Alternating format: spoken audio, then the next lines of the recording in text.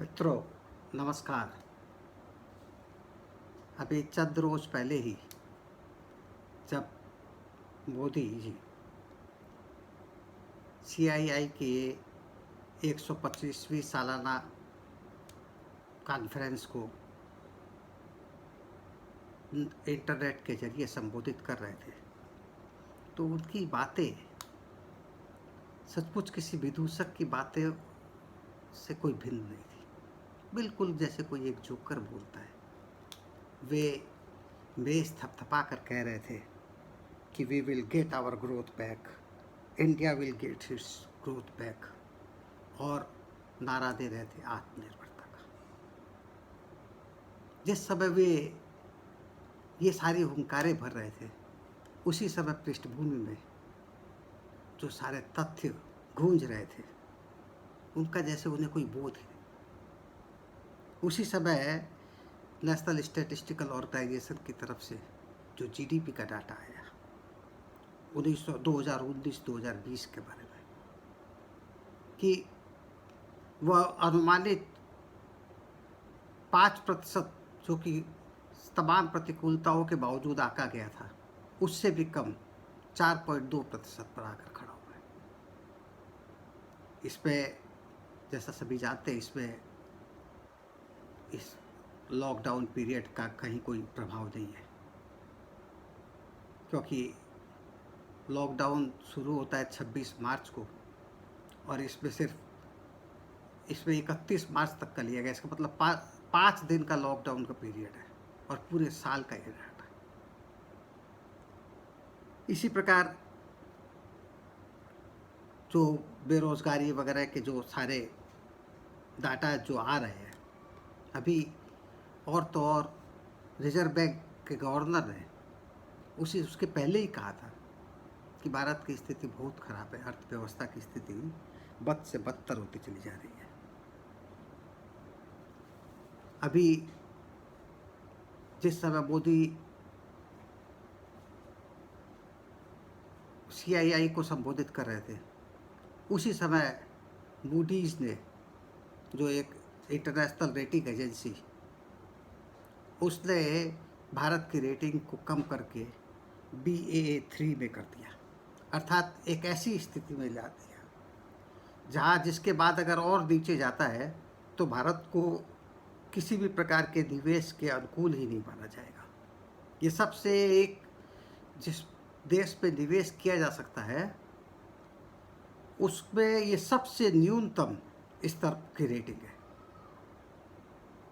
ये Moody's, Fitch, Standard and Poor, Fitch, ये सब इन एजेंसियों की रेटिंग पर हमारा यकीन हो या न हो, इससे कोई फ़र्क नहीं पड़ता है। लेकिन सच्चाई यह है कि इनके रेटिंग्स के आधार पर, इनके इशारों पर वित्तीय पूंजी का अंतर्राष्ट्रीय प्रभाव बहुत कुछ निर्भर करता है।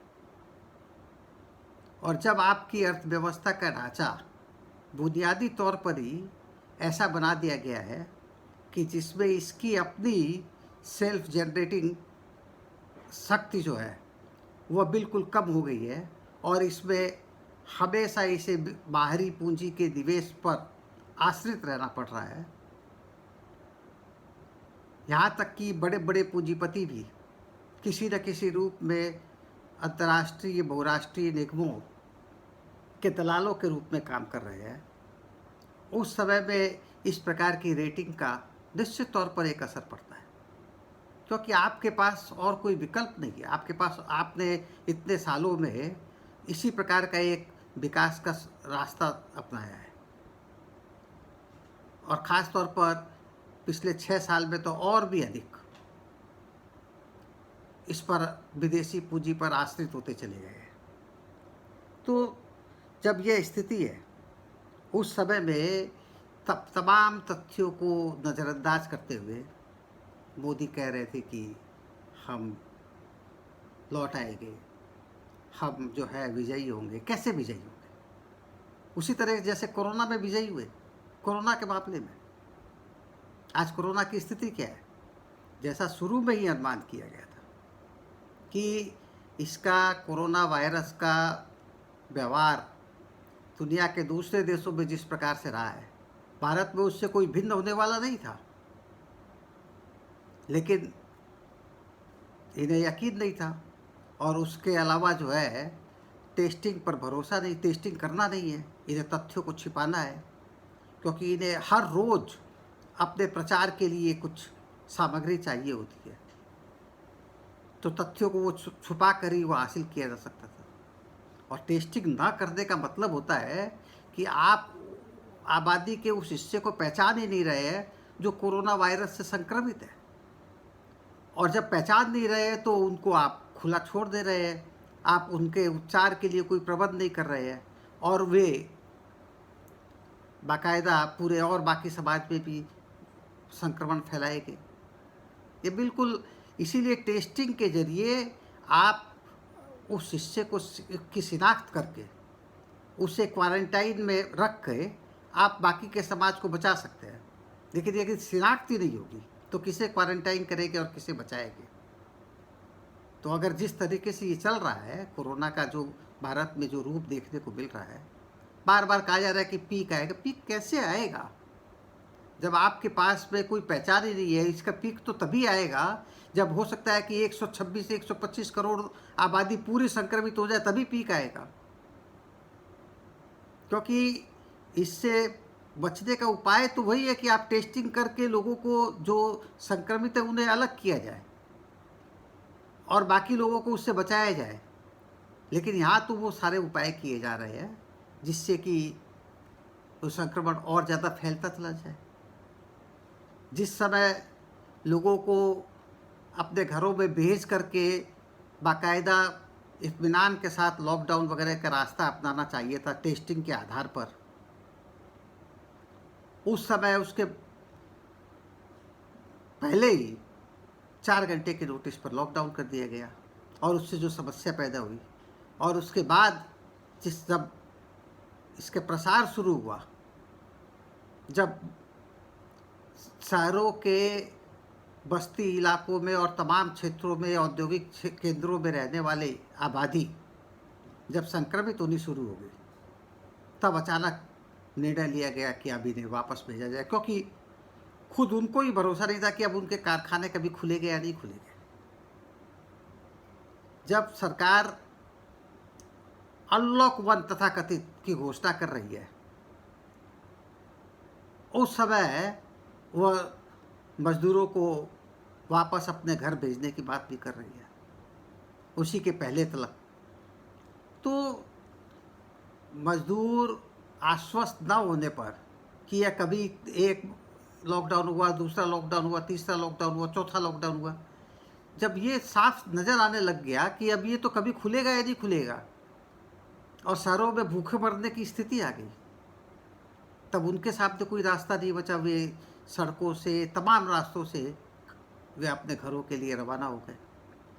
तो ये जो स्थिति है कि मोदी जी के साथ एक समस्या है कि वे कभी भी सही समय पर कोई निर्णय नहीं ले पाते। जब चीज़ें बहुत हद से बाहर हो जाती है, जब बीत जाती है, तब ये कोई निर्णय लेते हैं, इसीलिए वो फिर उल्टा होता है। यह एक इनकी विचारधारा की समस्या है। वे दरअसल विज्ञान पर यकीन नहीं करते हैं, लेकिन विज्ञान के बिना आप कभी भी भविष्य में क्या होने वाला है इसका सही अनुमान भी नहीं कर सकते। जो चीज़ सामने, खास तौर पर प्रकृति की जो चुनौतियाँ जो सामने है, उसके प्रति भी आपका रवैया एक जुनूनी विक्षिप्त आदमी की तरह का कि देखा जाएगा। अपनी शक्ति का प्रदर्शन किया और चुपचाप बैठ गए। तो ये जो नज़रिया है, पता नहीं कौन सी दुनिया से ये सीख क्या है, ये प्रचार पर इतना ज़्यादा भरोसा, शब्द ब्रह्म की साधना में लगे रहते हैं। अरे शब्दों से समस्याओं का, ठोस समस्याओं का समाधान नहीं होता। शब्द तो जब आते हैं तो वस्तु की मृत्यु होती है, वस्तु को परे ठेल करके शब्दों का उभार होता है। तो वह उसका अपना एक सांस्कृतिक जगत है, वो एक सांस्कृतिक जगत का, एक प्रतीकात्मक जगत का निर्माण करता है और उसकी अपनी समस्याएं और उससे पैदा होने वाली बहुत सी चीज़ मनुष्यों को प्रभावित करती है, लेकिन जीवन की ठोस वास्तविकता उससे प्रभावित नहीं होती है। लेकिन मोदी जी के साथ समस्या है कि वे हमेशा इसी प्रकार वो कुछ बड़े बड़े शब्द, कुछ बड़े बड़े नारे और इन्हीं को गढ़ने की फिराक में लगे रहते हैं और व्यवहार में वो नहीं जानते कि प्रशासनिक स्तर पर इस प्रकार की शब्द साधना कोरी लफाजी होती है।